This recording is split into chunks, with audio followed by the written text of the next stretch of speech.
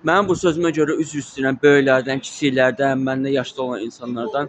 Amma əgər bir qadın, bir qız sevgilisi ola, istədiyi oğlan ola, WhatsApp-da və yaxud da digər sosial şəbəkələrdə özünü sevgili axtarırsa və deyir ki, mənim sevgilim yoxdur, bu bilirsiniz nəyə oxşayır?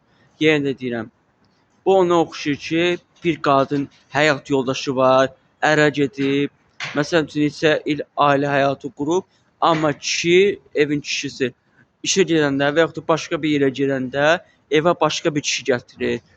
Evə başqa bir insan gətirir, elə başqa bir kişi gətirir, ondan üzr istəyirəm, cinsi münasibət yaşayır. Bu da ona bənzəyir. Nə fərqi oldu? Ya WhatsApp-da xəyanət elədin, ya yataqda xəyanət elədin. Xəyanət xəyanətdir. Fərqi yoxdur onun.